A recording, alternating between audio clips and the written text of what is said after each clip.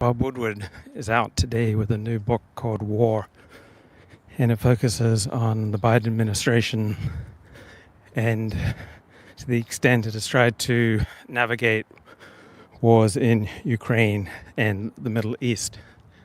And Bob Woodward concludes that the way the Biden administration foreign policy team has operated during the Ukraine and Israel wars will serve as a model for scholarship and deep study in the years ahead.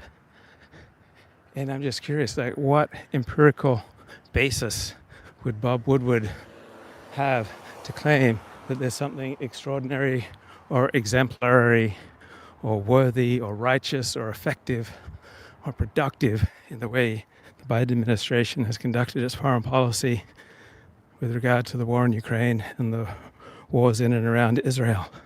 I don't see any basis. These are both disasters for the United States, absolute disasters. So why does Bob Woodward say this? Because the Biden foreign policy team sounds competent. They sound strategic. They sound thoughtful and humane. They speak the language of the educated class. They speak the language of the new class of elites.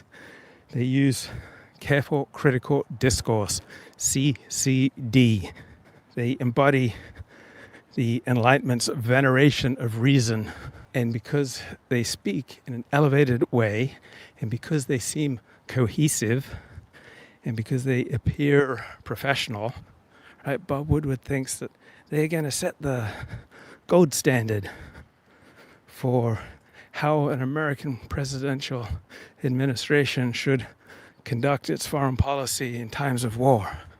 Now, the Biden administration has leaked less than any presidential administration in my lifetime.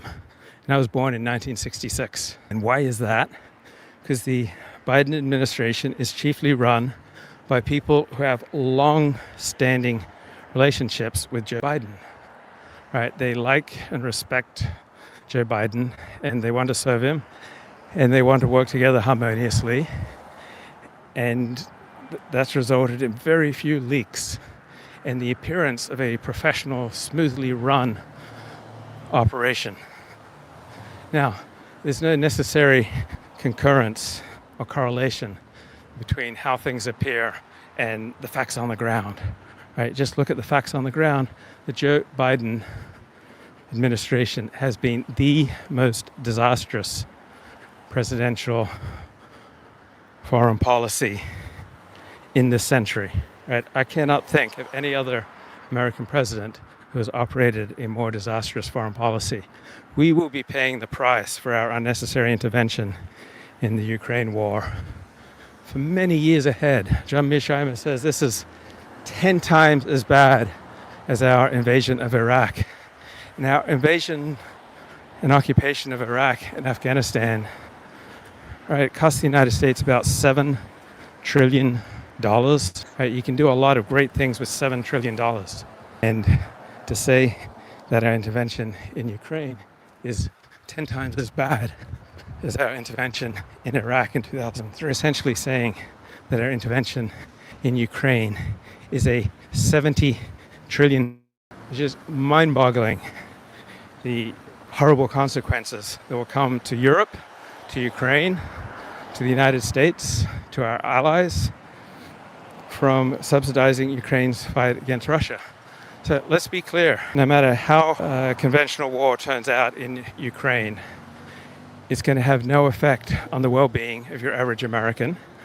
No matter how Israel's conventional wars turn out with regard to Hamas, Hezbollah, Iran, and the Houthis, it will have no effect on the welfare of Americans.